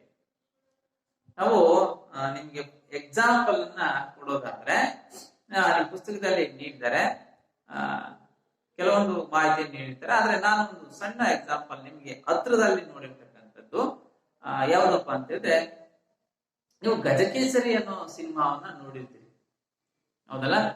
ಯಶ್ ಮತ್ತು ಅಮೂಲ್ಯ ನಾಯಕ ಮತ್ತು ನಾಯಕಿಯಾಗಿ ನಟಿಸಿರ್ತಕ್ಕಂತಹ ಒಂದು ಸಿನಿಮಾ. ಸೊ ಅಲ್ಲಿ ಆ ಒಂದು ಕಾಡಿನಲ್ಲಿ ಇರ್ತಕ್ಕಂತಹ ಒಂದು ಬುಡಕಟ್ಟು ಸಮುದಾಯದ ಬಗ್ಗೆ ಆ ಚಿತ್ರದ ನಾಯಕಿ ಹೋಗಿ ಅವರ ಬಗ್ಗೆ ಆ ವಿವರಣೆಯನ್ನ ತಿಳಿತಾ ಹೋಗ್ತಕ್ಕಂಥದ್ದು. ಸೊ ಅವರ ಮೇಲೆ ಆ ಖಳನಾಯಕರು ಅಟ್ಯಾಕ್ ಮಾಡ್ತಕ್ಕಂಥದ್ದು. ಯಾಕಪ್ಪ ಅಂತಂದ್ರೆ ಅಲ್ಲಿರ್ತಕ್ಕಂಥ ಪ್ರದೇಶವನ್ನ ನೀವು ಬಿಟ್ಟು ಹೋಗ್ಬೇಕು ಅಂತ. ಆದ್ರೆ ಆ ಸಮುದಾಯದವರು ಬಿಟ್ಟು ಹೋಗ್ಲಿಕ್ಕೆ ತುಂಬಾ ಶ್ರಮ ಕಷ್ಟವನ್ನ ಪಡ್ತಾ ಇರ್ತಕ್ಕಂಥ ಸನ್ನಿವೇಶದಲ್ಲಿ ನಾಯಕನ ಎಂಟ್ರಿ ಆಗುತ್ತೆ. ಸೊ ಅಲ್ಲಿ ಸಮಸ್ಯೆ ಏನೋ ಯಾವ್ದೋ ರೀತಿಯಲ್ಲಿ ಬಗೆಹರಿಯುತ್ತೆ. ಅದೇನೇ ಇರ್ಲಿ, ಆ ಚಿತ್ರದಲ್ಲಿ ಏನ್ ನಾವು ಅರ್ಥ ಮಾಡ್ಕೊಂಡ್ವಿ ಅಂತ ಹೇಳಿದ್ರೆ, ಆ ಬುಡಕಟ್ಟು ಸಮುದಾಯ ಏನಿದೆ, ಆ ಬುಡಕಟ್ಟು ಸಮುದಾಯಗಳು ಆ ಪ್ರದೇಶ ತನ್ನದೇ ಎಂಬತಕ್ಕಂತಹ ನಿಟ್ಟಿನಲ್ಲಿ ಭಾವಿಸ್ಕೊಂಡಿರುತ್ತೆ. ಸೊ ಹಾಗಾಗಿ ಅಲ್ಲಿನ ಪ್ರದೇಶಕ್ಕೆ ತಕ್ಕಂತೆ ಅದು ಏನು ಮಾನಸಿಕವಾಗಿ ಭಾವನಾತ್ಮಕವಾಗಿರ್ತಕ್ಕಂತಹ ಸಂಬಂಧವನ್ನ ಆ ಪ್ರದೇಶದ ಬಗ್ಗೆ ಇಟ್ಕೊಂಡಿರ್ತಾರೆ. ಸೊ ಅಲ್ಲಿ ತನ್ನದೇ ಆಗಿರ್ತಕ್ಕಂತಹ ಸಾಮಾಜಿಕ, ರಾಜಕೀಯ, ಸಾಂಸ್ಕೃತಿಕ ರಚನೆಯನ್ನು ಮಾಡಿಕೊಂಡು ತನ್ನದೇ ಆದ ಆಡಳಿತ ವ್ಯವಸ್ಥೆಯನ್ನ ಮಾಡ್ಕೊಂಡಿರ್ತಾರೆ. ಯಾವುದು? ಆ ಬುಡಕಟ್ಟು ಸಮುದಾಯಗಳು. ಸೊ ಈ ರೀತಿಯಲ್ಲಿ ತಿಳಿಯಬಹುದು ನಾವು ಬುಡಕಟ್ಟು ಸಮುದಾಯಕ್ಕೆ ಸಂಬಂಧಪಟ್ಟಂತಹ ಮಾಹಿತಿಯನ್ನ.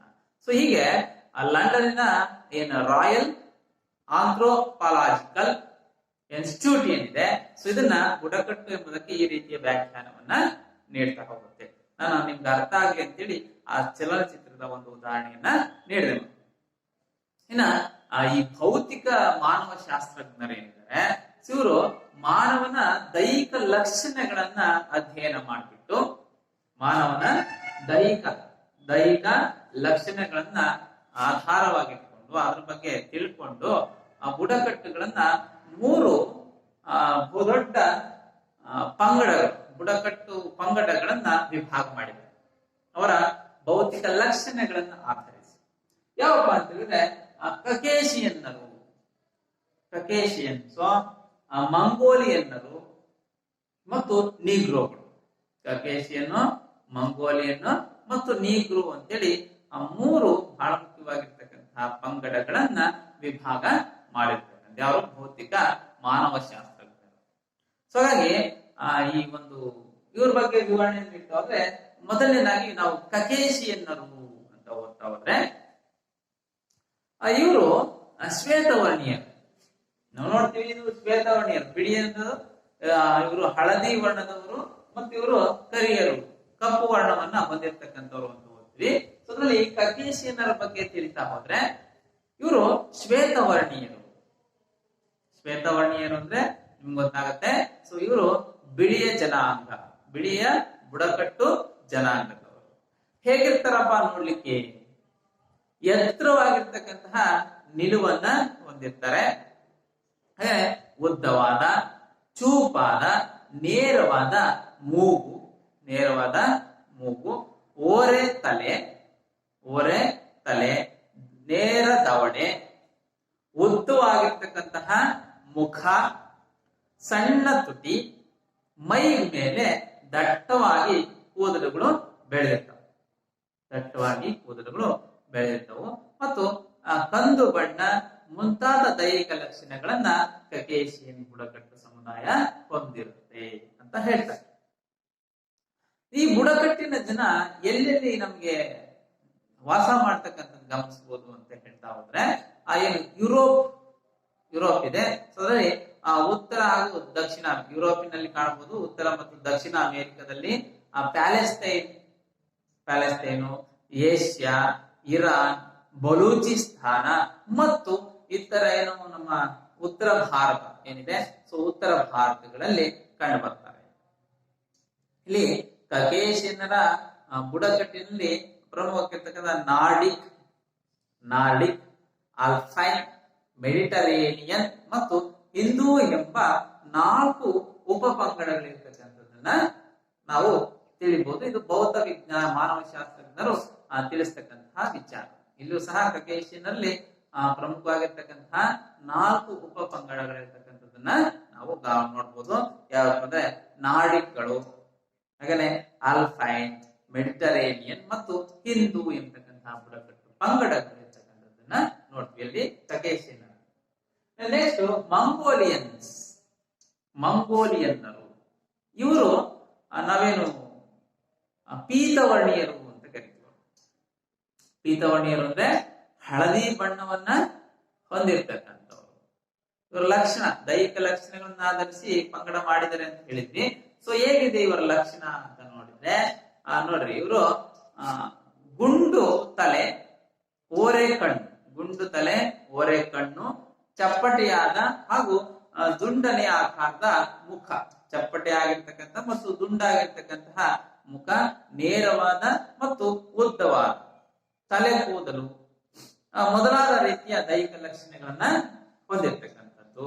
ಅವರ ದವಡೆ ಅಷ್ಟಾಗಿ ಏನ್ ದವಡೆ ಇದೆ ಅಷ್ಟಾಗಿ ಮುಂದಕ್ಕೆ ಚಾಚಿರೋದಿಲ್ಲ. ಇವರು ನಮ್ಮ ಏಷ್ಯಾ ಖಂಡದ ಪೂರ್ವ ಭಾಗಗಳಲ್ಲಿ, ಮಲಯ ಪರ್ಯಾಯ ದ್ವೀಪಗಳಲ್ಲಿ, ಅಮೆರಿಕಾದಲ್ಲಿ ಇದ್ದಾರೆ ಅಂತ ಹೇಳಲಾಗುತ್ತೆ. ಈ ಬುಡಕಟ್ಟಿನಲ್ಲಿ ಮಂಗೋಲಿಯನ್ಸ್, ಮಂಗೋಲಿಯನ್ನರು, ಮಲೇಷಿಯನ್ನರು ಮತ್ತು ಅಮೇರಿಕನ್ ಇಂಡಿಯನ್ಸ್ ಎಂಬ 3 ಉಪಪಂಗಡಗಳನ್ನ ಕಾಣಬಹುದು. ಯಾವ ಪಂಗಡದಲ್ಲಿ? ಮಂಗೋಲಿಯನ್ಸ್ ಅಲ್ಲಿ ಮತ್ತೆ 3 ಉಪಪಂಗಡಗಳಿದ್ದಾವೆ. ಅದರಲ್ಲಿ ಮಂಗೋಲಿಯನ್ಸ್, ಮಲೇಷಿಯನ್ಸ್, ಅಮೇರಿಕನ್ ಇಂಡಿಯನ್ಸ್. ಸೊ ಈ ರೀತಿಯ 3 ಉಪಪಂಗಡಗಳಿರ್ತಕ್ಕಂಥದ್ದನ್ನ ನಾವು ಗಮನಿಸಬಹುದು. ನೆಕ್ಸ್ಟ್ ನೀಗ್ರೋಸ್. ನಿಮಗೆ ನೀಗ್ರೋಗಳ ಬಗ್ಗೆ ಓದಿದಿರಿ. ದಕ್ಷಿಣ ಆಫ್ರಿಕಾದಲ್ಲಿ ಏನು ವರ್ಣಭೇದ ನೀತಿ ಆಗುತ್ತೆ, ಸೊ ಅಲ್ಲಿ ದಕ್ಷಿಣ ಆಫ್ರಿಕಾದ ವರ್ಣಭೇದ ನೀತಿಯ ವಿರುದ್ಧ ನೆಲ್ಸನ್ ಮಂಡೇಲರವರು ಹೋರಾಟವನ್ನು ಮಾಡ್ತಾರೆ. ಯಾಕಪ್ಪ ಅಂತಂದ್ರೆ ಇದೇ ನೀಗ್ರೋಗಳಿಗೆ ಅಲ್ಲಿ ಸ್ವಾತಂತ್ರ್ಯ ಸಿಕ್ಕಿರೋದಿಲ್ಲ, ಅವರನ್ನ ತುಚ್ಛವಾಗಿ ಕಾಣ್ತಕ್ಕಂತಹ ಒಂದು ವ್ಯವಸ್ಥೆ ಏನಿರುತ್ತೆ. ಸೊ ಈ ವ್ಯವಸ್ಥೆಯ ವಿರುದ್ಧ ಹೋರಾಟ ಮಾಡ್ಲಿಕ್ಕೆನೆ ಒಂದು ನೀಗ್ರೋಗಳ ಪರವಾಗಿ ನೆಲ್ಸನ್ ಮಂಡೇಲರವರು ಹೋರಾಟ ಮಾಡಿ ದಕ್ಷಿಣ ಆಫ್ರಿಕಾದ ನೀಗ್ರೋಗಳಿಗೆ ಸ್ವಾತಂತ್ರ್ಯವನ್ನ ತಂದುಕೊಡ್ತಾರೆ. ಇಲ್ಲಿ ಇವರ ದೈಹಿಕ ಲಕ್ಷಣ ಹೇಗಿದೆ? ಇದೇ ನೀಗ್ರೋಗಳು ಅಂದ್ರೆ ಕಪ್ಪು ವರ್ಣೀಯರು ಅಂತ ಹೇಳ್ತೀವಿ. ಹೇಗಿದೆ ಇವರ ದೈಹಿಕ ಲಕ್ಷಣ ಅಂತ ಹೇಳಿದ್ರೆ, ಇಲ್ಲಿನ ಜನರ ಗುಂಡು ತಲೆ ಗುಂಡಾಗಿರ್ತಕ್ಕಂಥದ್ದು, ಚಪ್ಪಟೆ ಆಗಿರ್ತಕ್ಕಂತಹ ಮೂಗು, ಮುಂದಕ್ಕೆ ಚಾಚಿದ ದವಡೆ, ದುಂಡನೆಯ ಕಂದು ಬಣ್ಣದ ಕಿರುಗಣ್ಣುಗಳು ಅಂತ ಕರೀತಾರೆ. ದುಂಡನೆಯ ಕಂದು ಬಣ್ಣದ ಕಿರುಗಣ್ಣುಗಳು, ಹೊಳಪಾಗಿರ್ತಕ್ಕಂಥ ಮತ್ತು ಈ ಮೊಠಾರ್ ಗುಂಗುರು ಅಂತ ಕರಿತೀವಲ್ಲ, ಸೊ ಅಂತಹ ಕೂದಲು, ದಪ್ಪ ತುಟಿಗಳು ದಪ್ಪ ಆಗಿರ್ತಕ್ಕಂತಹ ಒಂದು ದೈಹಿಕ ಲಕ್ಷಣಗಳನ್ನ, ಇನ್ನು ಅನೇಕ ರೀತಿಯ ದೈಹಿಕ ಲಕ್ಷಣಗಳನ್ನ ಇವರು ಹೊಂದಿರ್ತಕ್ಕಂಥದ್ದನ್ನ ನೋಡ್ತೀವಿ. ಸೊ ಈ ಬುಡಕಟ್ಟು ಸಮುದಾಯ ಏನಿದೆ, ಸೊ ಈ ಬುಡಕಟ್ಟು ಜನರು ಎಲ್ಲೆಲ್ಲಿ ಕಂಡು ಬರ್ತಾರೆ ಅಂದ್ರೆ ಆಫ್ರಿಕಾ ಖಂಡದಲ್ಲಿ ಹೆಚ್ಚಾಗಿ ಕಂಡು ಬರ್ತಾರೆ. ನೋಡಿದ್ರಿ ಸೌತ್ ಆಫ್ರಿಕಾ, ಅದರಲ್ಲಿ ನಾವೇನು ಆಮೇಲೆ ವೆಸ್ಟ್ ಇಂಡೀಸ್ ಅಂತ ಏನ್ ಕೇಳ್ತೀವಿ, ಅಲ್ಲಿ ಅನೇಕ ಪ್ರದೇಶಗಳಲ್ಲಿ ಕಂಡು ಬರ್ತಕ್ಕಂಥದ್ದು. ಅದರಲ್ಲಿ ಆಫ್ರಿಕಾ ಖಂಡದಲ್ಲಿ, ಆಸ್ಟ್ರೇಲಿಯಾ ಮತ್ತು ಭಾರತ ಏನಿದೆ, ಸೊ ನಮ್ಮ ಭಾರತದ ಭೂಖಂಡದಲ್ಲಿ ಕಂಡು ಬರ್ತಕ್ಕಂಥದ್ದು. ಈ ಬುಡಕಟ್ಟಿನಲ್ಲಿ ಏನ್ ಮಲೇಷಿಯನ್ನರು, ನೀಗ್ರೋಗಳು ಮತ್ತು ಕರಿ ಬಣ್ಣದ ಕುಳ್ಳರು ಎಂಬಂತಹ 3 ಉಪಪಂಗಡಗಳು ಇದಾವೆ. ಇದರಲ್ಲಿ ಮಲೇಷಿಯನ್ನರು, ನೀಗ್ರೋಗಳು ಮತ್ತು ಕರಿ ಬಣ್ಣದ ಕುಳ್ಳರು, ಕುಬ್ಜರು ಅಂತ. ಸೊ ಇಂತಹ 3 ಪಂಗಡಗಳನ್ನ ಈ ಒಂದು ವರ್ಗದಲ್ಲಿ ಕಾಣಬಹುದು. ಈ 3 ಮುಖ್ಯ ಬುಡಕಟ್ಟು ಜನಾಂಗಗಳನ್ನ ನಾವು ಮತ್ತೆ ಉಪಬುಡಕಟ್ಟು ಮತ್ತು ಜನಾಂಗಗಳಾಗಿ ವಿಂಗಡಿಸಲಾಗಿರ್ತಕ್ಕಂಥದ್ದು. ಅರ್ಥ ಆಗುತ್ತಲ್ಲ? ರೈಟ್. ಇನ್ನ ನಮ್ಮ ಭಾರತದಲ್ಲಿ ಕಂಡು ಬರತಕ್ಕಂತಹ ಬುಡಕಟ್ಟು ಜನರೆಂದರೆ, ಇವರು ವಾಸಿಸ್ತಕ್ಕಂತಹ ಪ್ರಮುಖ 3 ಭೌಗೋಳಿಕ ವಲಯಗಳನ್ನಾಗಿ ವಿಂಗಡಣೆ ಮಾಡಿ, ಬುಡಕಟ್ಟು ಜನರು ವಾಸಿಸುವ ನಮ್ಮ ಭಾರತದಲ್ಲಿ ಮುಖ್ಯವಾಗಿ ಬುಡಕಟ್ಟು ಜನರು ವಾಸಿಸ್ತಕ್ಕಂತಹ 3 ಭೌಗೋಳಿಕ ವಲಯಗಳಿದಾವೆ. ಯಾವಪ್ಪ ಅಂತ ಹೇಳಿದ್ರೆ, ಅದರಲ್ಲಿ ಉತ್ತರ ಮತ್ತು ಉತ್ತರದ ಪೂರ್ವ ವಲಯ, ನಮ್ಮ ಭಾರತದ ಉತ್ತರ ಮತ್ತು ಉತ್ತರದ ಪೂರ್ವ ವಲಯ. ಎರಡನೇದಾಗಿ ಕೇಂದ್ರೀಯ ಅಥವಾ ಮಧ್ಯ ವಲಯ ಅಂತ ಹೇಳ್ತೀವಿ. ಮೂರನೇದಾಗಿ ದಕ್ಷಿಣ ವಲಯ. ಸೊ ಈ ರೀತಿಯಲ್ಲಿ 3 ಭೌಗೋಳಿಕ ವಲಯಗಳನ್ನ ನಾವು ಕಾಣಬಹುದು. ಎಸ್, ಅದರಲ್ಲಿ ಒಂದೊಂದೇ ನೋಡ್ತಾ ಹೋದ್ರೆ, ಉತ್ತರ ಮತ್ತು ಉತ್ತರ ಪೂರ್ವ ವಲಯ ಅಂತ ಹೇಳಿ. ಏನಿದು ಉತ್ತರ ಮತ್ತು ಉತ್ತರ ಪೂರ್ವ ವಲಯ? ಎಲ್ಲಿ ನಾವು ಹಿಮಾಲಯ ಅಂತ, ಹಿಮಾಲಯ ಪರ್ವತ ಶ್ರೇಣಿ ಇದೆ. ಸೊ ಹಿಮಾಲಯದ ಉಪಗಿರಿ ಕಂದರ ಶ್ರೇಣಿಗಳಲ್ಲಿ ಈ ನಾಗಾ ಬುಡಕಟ್ಟು ಅಂತ ಏನ್ ಕರಿತೀವಿ. ಸೊ ನಾಗಾ ಬುಡಕಟ್ಟಿನ ಅನೇಕ ಪಂಗಡಗಳಿದಾವೆ. ನಿಮ್ಮ ಪುಸ್ತಕದಲ್ಲಿದೆ, ನೋಡಬಹುದು.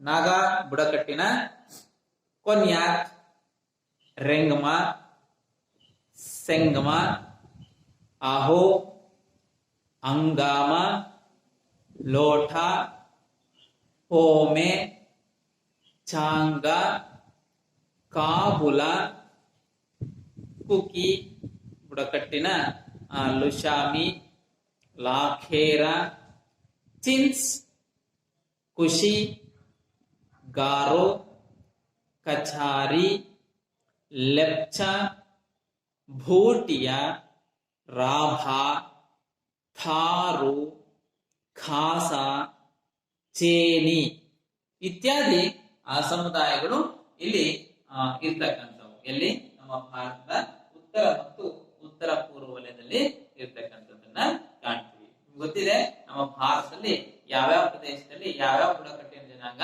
ವಾಸ ಮಾಡ್ತಾ ಇದ್ದಾರೆ ಅಂತೇಳಿ ನೋಡಿದ್ವಿ.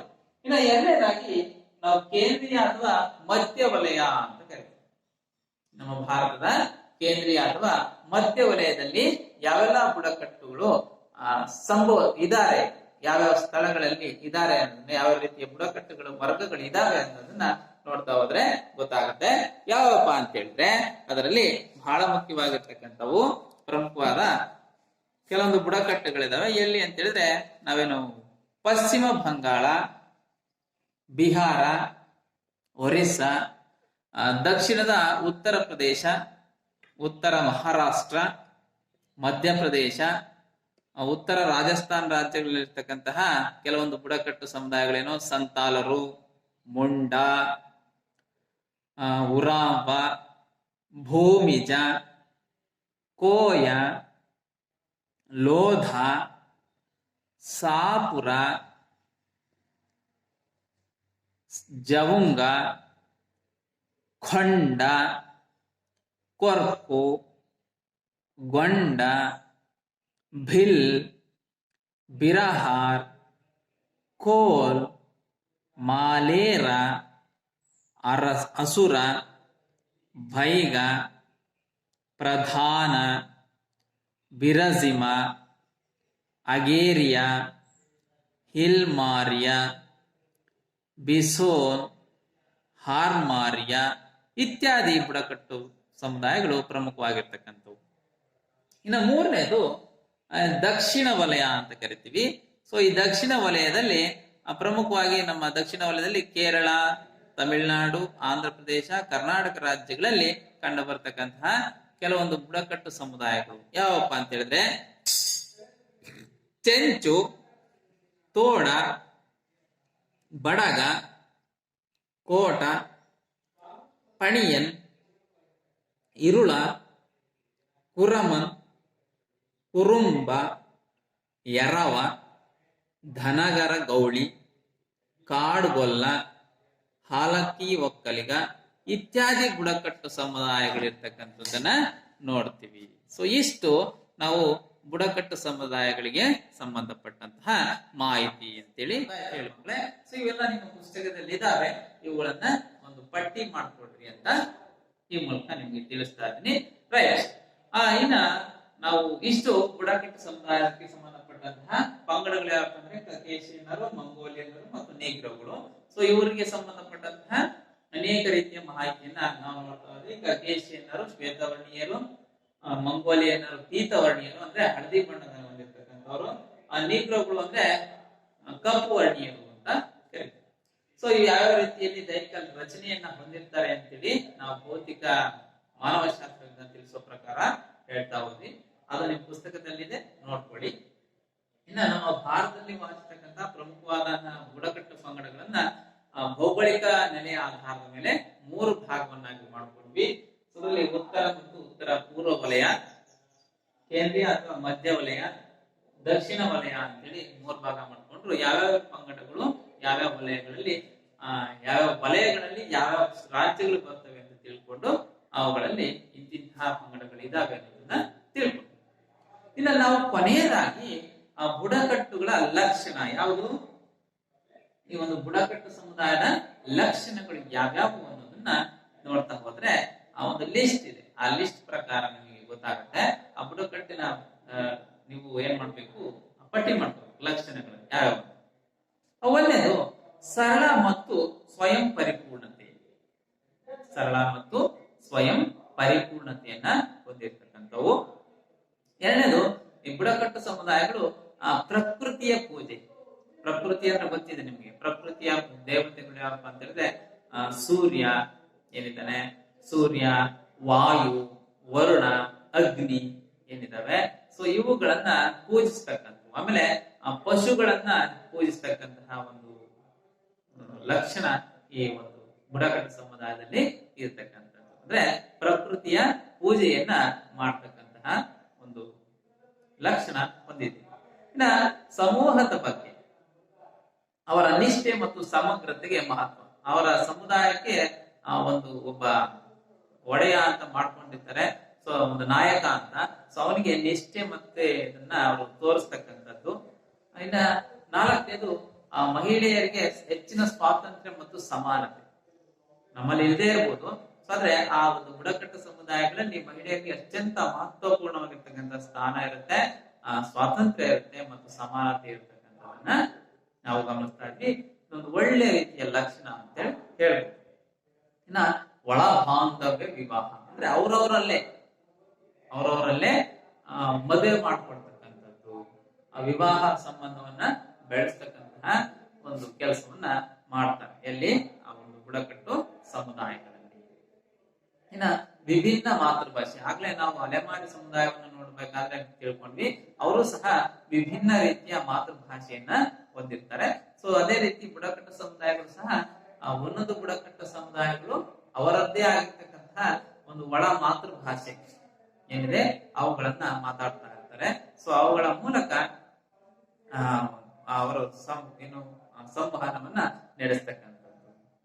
ಇನ್ನ ಪ್ರಾಕೃತಿಕ ಪರಿಸರದಲ್ಲಿಯೇ ವಾಸವನ್ನ ಮಾಡ್ತಕ್ಕಂಥದ್ದು, ಆ ಪರಿಸರದಲ್ಲಿಯೇ ವಾಸವನ್ನ ಮಾಡ್ತಕ್ಕಂತಹ ಕಾರ್ಯವನ್ನ ಆ ಬುಡಕಟ್ಟು ಸಮುದಾಯಗಳು ಮಾಡ್ತಾರೆ. ಅಂದ್ರೆ ಆ ಒಂದು ಕಾಡಿನಲ್ಲೇ, ಯಾವ್ದೊಂದು ಕಾಡಲ್ಲಿ, ದಟ್ಟವಾಗಿರ್ತಕ್ಕಂಥ ಕಾಡಲ್ಲಿ ಮಧ್ಯಭಾಗದಲ್ಲಿ ನೆಲೆಸಿ ಆ ಒಂದು ಪ್ರಕೃತಿಯ ಮಡಿದಲ್ಲಿಯೇ ವಾಸ ಮಾಡ್ತಕ್ಕಂಥ ಒಂದು ಬುಡಕಟ್ಟು ಸಮುದಾಯಗಳು ಇದಾವೆ. ಇನ್ನ ಎಂಟನೇದು ಏನಪ್ಪಾ ಅಂತಂದ್ರೆ ಕೊನೆಯದಾಗಿ ಆ ಬೇಟೆಯನ್ನ ಆಡ್ತಕ್ಕಂಥದ್ದು ಬಹಳ ಮುಖ್ಯವಾಗಿರ್ತಕ್ಕಂಥ ಒಂದು ಕಾರ್ಯ, ಒಂದೊಂದು ಕೆಲಸ ಅಂತೇಳಿ ಹೇಳ್ಬೋದು ಇವತ್ತು. ಸೊ ಹಾಗೆ ಸ್ವಲ್ಪ ಪ್ರಮಾಣದ ಕೃಷಿ ಎಷ್ಟು ಬೇಕು, ಏನ್ ಜೀವನಾಧಾರ ಬೇಸಾಯ ಅಂತ ಕರಿತೀವಿ, ಆ ಜೀವನಾಧಾರಕ್ಕೆ ಎಷ್ಟು ಬೇಕೋ ಅಷ್ಟು ಪ್ರಮಾಣವಾಗಿರ್ತಕ್ಕಂತಹ ಸ್ವಲ್ಪ ಪ್ರಮಾಣದ ಕೃಷಿಯನ್ನ ಮಾಡ್ತಕ್ಕಂಥದ್ದು.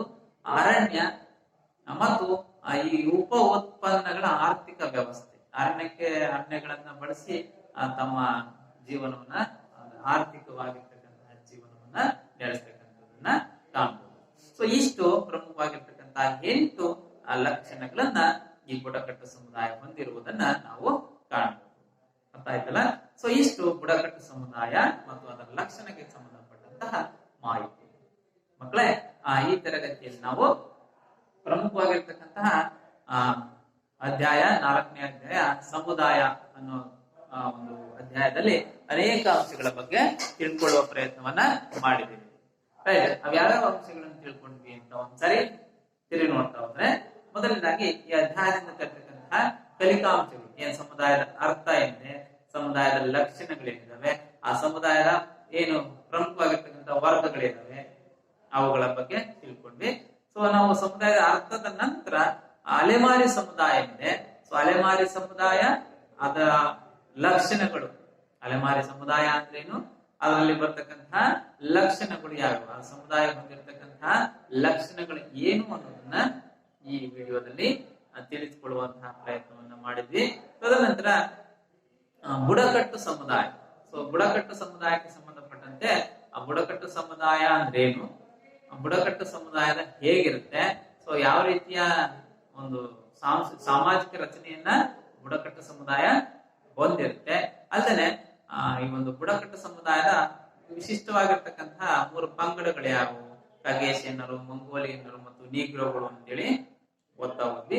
ಸೊ ಇವಾದ ಮೇಲೆ ನಮ್ಮ ಭಾರತದಲ್ಲಿ ಕಂಡು ಬರ್ತಕ್ಕಂತಹ ಪ್ರಮುಖ ಬುಡಕಟ್ಟು ಭೌಗೋಳಿಕ ವಲಯಗಳು ಏನಿದಾವೆ, ಸೊ ಅವುಗಳ ಬಗ್ಗೆ ತಿಳ್ಕೊಂಡ್ವಿ. ಅದ್ರಲ್ಲಿ ಉತ್ತರ ಮತ್ತು ಉತ್ತರ ಪೂರ್ವ ವಲಯ, ಕೇಂದ್ರೀಯ ಅಥವಾ ಮಧ್ಯ ವಲಯ, ದಕ್ಷಿಣ ವಲಯ ಅಂತೇಳಿ 3 ಬಹಳ ಮುಖ್ಯವಾಗಿರ್ತಕ್ಕಂತಹ ಅಂತಕ್ಕಂತಹ ಪಂಗಡಗಳನ್ನ ತಿಳ್ಕೊಂಡ್ವಿ. ಇದಾದ್ಮೇಲೆ ನಾವು ಕೊನೆಯದಾಗಿ ಬುಡಕಟ್ಟು ಸಮುದಾಯದ ಲಕ್ಷಣಗಳು ಯಾವ್ಯಾವು, ಬುಡಕಟ್ಟು ಸಮುದಾಯದ ಲಕ್ಷಣಗಳು ಯಾವ್ಯಾವು ಅನ್ನೋದನ್ನ ತಿಳಿದುಕೊಳ್ಳುವ ಪ್ರಯತ್ನವನ್ನ ಮಾಡಿದ್ವಿ ಮಕ್ಕಳು. ಸೊ ಇಷ್ಟು ಈ ಅಧ್ಯಾಯದಲ್ಲಿ ಯಾವುದು ಅಲೆಮಾರಿ ಸಮುದಾಯ ಮತ್ತು ಬುಡಕಟ್ಟು ಸಮುದಾಯಕ್ಕೆ ಸಂಬಂಧಪಟ್ಟಂತಹ ಮಾಹಿತಿ. ಇನ್ನ ನಂತರದ ಅವಧಿಯಲ್ಲಿ ಮುಂದಿನ ವಿಡಿಯೋದಲ್ಲಿ ನಾವು ಈ ಗ್ರಾಮ ಸಮುದಾಯ ಮತ್ತು ನಗರ ಸಮುದಾಯಕ್ಕೆ ಸಂಬಂಧಪಟ್ಟಂತಹ ಮಾಹಿತಿಯನ್ನ ತಿಳಿದುಕೊಳ್ಳೋಣ ಅಂತ ಹೇಳ್ತಾ ಇವತ್ತಿನ ತರಗತಿಗೆ ಸಂಬಂಧಪಟ್ಟಂತಹ ಒಂದು ಹೋಮ್ವರ್ಕ್ ಮನೆ ಕೆಲಸವನ್ನ ನಿಮಗೆ ನೀಡ್ತಾ ಇದ್ದೀನಿ. ಅಲೆಮಾರಿ ಸಮುದಾಯ ಅಂದ್ರೆ ಪ್ರಶ್ನೆದಾಗಿ ಮೊದಲನೇ ಪ್ರಶ್ನೆ, ಸಮುದಾಯ ಎಂದರೇನು? ಆಯ್ತು. ಎರಡನೇ ಪ್ರಶ್ನೆ, ಅಲೆಮಾರಿ ಸಮುದಾಯ ಎಂದರೇನು? ಅಲೆಮಾರಿ ಸಮುದಾಯ ಎಂದರೇನು? ಅಲೆಮಾರಿ ಸಮುದಾಯದ ಲಕ್ಷಣಗಳನ್ನ ತಿಳಿಸಿ. ಅಲೆಮಾರಿ ಸಮುದಾಯದ ಲಕ್ಷಣಗಳನ್ನ ತಿಳಿಸಿ. ಕೊನೆಯ ಪ್ರಶ್ನೆ, ಮೂರನೇ ಪ್ರಶ್ನೆ, ಬುಡಕಟ್ಟು ಸಮುದಾಯ ಎಂದರೇನು? ಬುಡಕಟ್ಟು ಸಮುದಾಯದ ಲಕ್ಷಣಗಳನ್ನ ತಿಳಿಸಿ. ಸೊ ಈ ಮೂರು ಪ್ರಶ್ನೆಗಳಿಗೆ ಸಂಬಂಧಪಟ್ಟಂತಹ ಉತ್ತರವನ್ನ ನಿಮ್ಮ ನೋಟ್ ಪುಸ್ತಕದಲ್ಲಿ ಬರೆದಿ ಶಾಲೆ ಪ್ರಾರಂಭವಾದ ನಂತರ ನೀವು ನಿಮ್ಮ ಶಿಕ್ಷಕರಿಗೆ ತೋರಿಸಿ ಅಂತ ಹೇಳ್ತಾ ಇವತ್ತಿನ ಈ ತರಗತಿಯನ್ನು ಮುಗಿಸ್ತಾ ಇದ್ದೀನಿ. ಮಕ್ಕಳೇ, ನಿರಂತರವಾಗಿ ಕಲಿತಾ ಇರಿ. ಕಲಿಕೆಯನ್ನ ಯಾವುದೇ ರೀತಿಯ ಡ್ರಾಪ್ ಏನಿದೆ ಅದು ಆಗ್ಬಾರ್ದು ಅಂತ ಹೇಳ್ತಾ ವಿದಾಯವನ್ನು ಹೇಳ್ತಾ ಇದ್ದೀನಿ. ವಿದ್ಯಾರ್ಥಿಗಳೇ, ವಂದನೆ.